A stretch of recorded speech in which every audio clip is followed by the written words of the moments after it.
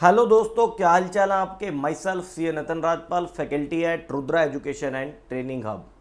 दोस्तों, बात ऐसी है कि जैसे जैसे एग्ज़ाम आपके नज़दीक आ रहे हैं वैसे वैसे जो स्टूडेंट की क्वेरीज हैं वो थोड़ी सी बढ़ती जा रही हैं। कोई दिक्कत नहीं है, लेकिन जो सबसे ज़्यादा एक मोस्ट इम्पोर्टेंट कॉमन क्वेरी निकल के आ रही है वो यही आ रही है सर कि हम जितना भी सिलेबस पढ़ते जा रहे हैं, चाहे आपका सिंगल ग्रुप है चाहे बहुत ग्रुप है, हम जब आगे पढ़ना स्टार्ट करते हैं तो पीछे का ऐसा लगता है कि हम भूलते जा रहे हैं,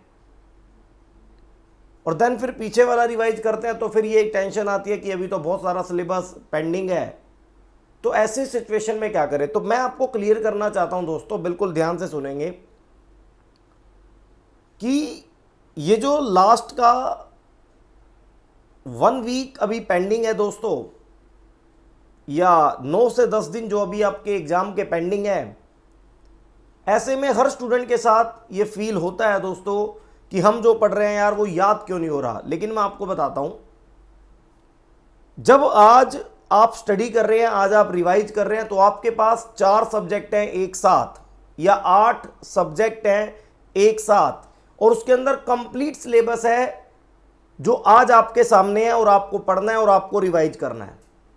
एग्जाम एक अलग सिचुएशन है।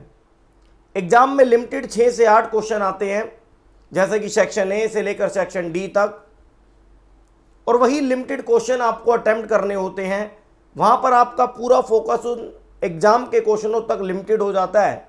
तो मैं आपसे यही एडवाइज करूंगा, नंबर 1, याद करने का एक तरीका तो यह है कि भैया बार बार उसे रिवाइज करें, और रिवाइज करने के बाद एक बार बुक बंद करके खुद उसे सोचें, खुद मन ही मन में उसका डिस्कशन करें। एक तरीका तो यह है दोस्तों। फिर भी अगर आपने बहुत बार रिवीजन कर लिया तब भी ये फीलिंग आ रही है कि भैया मुझे चीजें याद नहीं हो रही हैं, एक डर सा लग रहा है, तो मैं उन्हें एडवाइस देना चाहता हूं कि एक बात ध्यान करना, ये प्रॉब्लम सबके साथ होती है।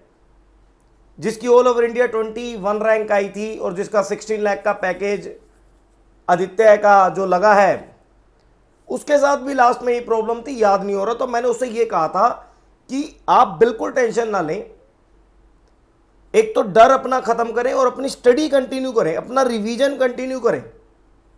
क्योंकि आज अगर आप रिवीजन कंटिन्यू करेंगे, याद हो नहीं रहा ऐसा आपको लग रहा है, लेकिन आपका माइंड उस रिवीजन को रिकॉल करता जा रहा है, रिकॉल करता जा रहा है, अपने माइंड में सेट करता जा रहा है, एडजस्ट करता जा रहा है। आप ऐसा मान के चले और अपने रिवीजन पे फोकस करते रहे और रिवीजन करते रहे।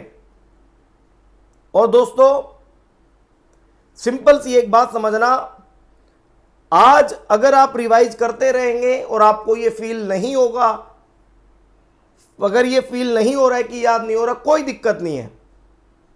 लेकिन मैं आपको गारंटी देता हूं, आप मेरी बात का विश्वास करना, अगर आज आप रिवाइज करते रहेंगे और एग्जाम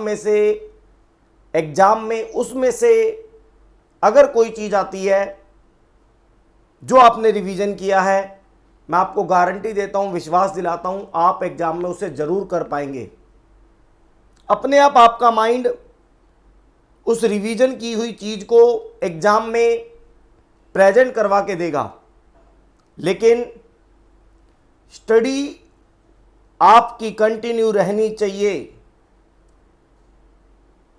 कोई भी नेगेटिविटी, कोई भी टेंशन मन में नहीं आनी चाहिए। आपका रिवीजन नहीं रुकना चाहिए।